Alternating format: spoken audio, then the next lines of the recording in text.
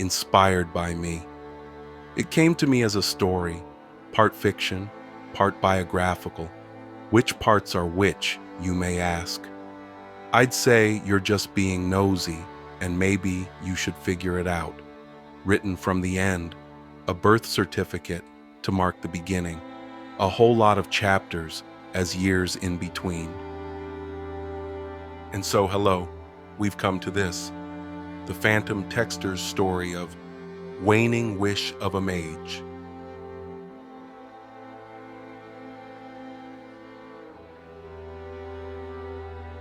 Just a secret between me and you, and anyone else who reads my work, which means no one.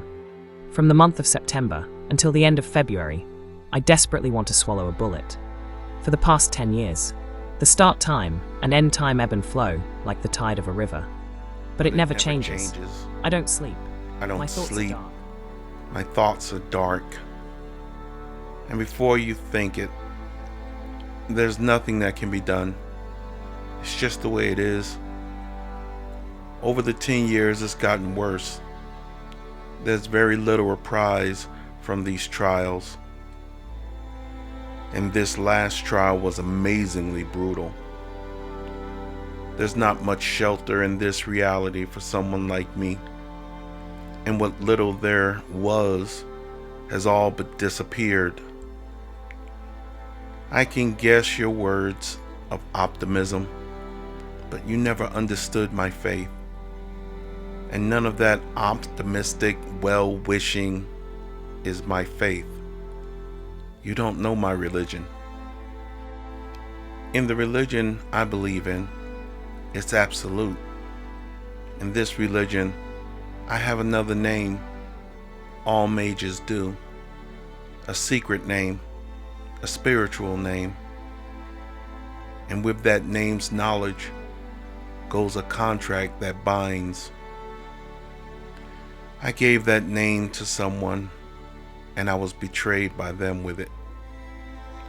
And for that sin, I will most likely never be forgiven. And again, I can sense what you're thinking, but there's nothing you can do. It's just the way it is. I've written so much, so many clues, in the hopes that someone would read and understand. It was a foregone conclusion, but due to the fact that I have the time, it's mine to waste.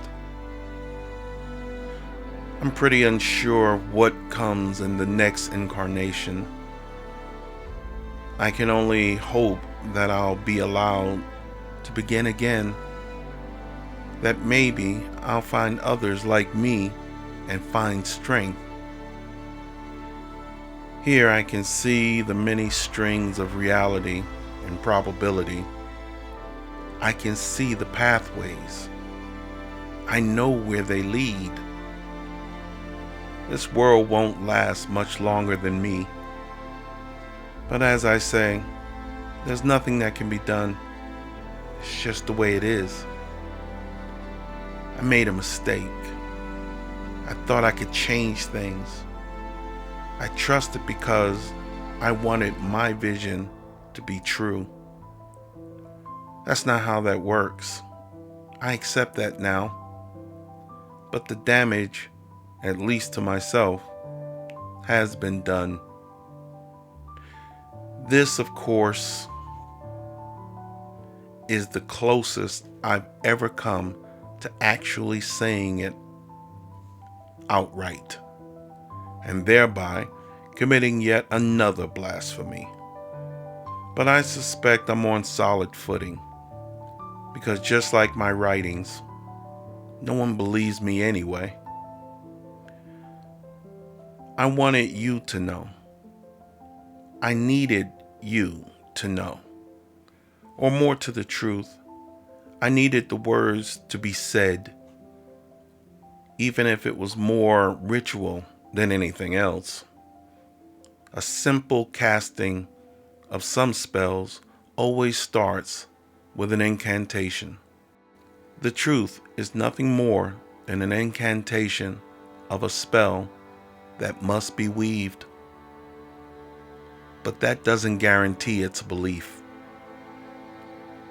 I am very sure I do not want to survive the next trial. As I said, this last one was brutal. I would have died of my tears of pain long ago if I had any tears of pain left to cry. After I'm gone and the questions are formed, I need for someone to have a record. Maybe then I'll be believed. Hopefully then it'll just be the end of this hellscape on my way to heaven. One can only hope. So here we come to the part I guess I should add to my confession. The only thing of a last will and testimony I can give. Find a way to do something with my worldly possessions. Do with them as you wish. Your judgment is as good as mine ever was. If more than a few people show up at the end, I trust you'll know what to say to them. Again, your judgment over mine. Mine really won't matter at that point. So you don't have to worry about my objections, my dearest Trinity. These words come early, before the trial, because I already feel the odd stirrings beginning. Long ago, I stopped saying that this can't happen. It can, and it will. But as I look out on another hopeless sunset, I'm not sure I want to let the trial take me again. Whatever the case, whatever the outcome, this will find you. If it hasn't already, then understanding will blossom. There's nothing that can be done. It's just the way it is. I should have met you first, before I was bound by name to the demon, before my blasphemy caused my damnation. I should have met you first. But I was blessed to meet you at all. It's a mercy that I do not overlook, nor do I take it for granted. No matter the outcome, I ask one thing of you.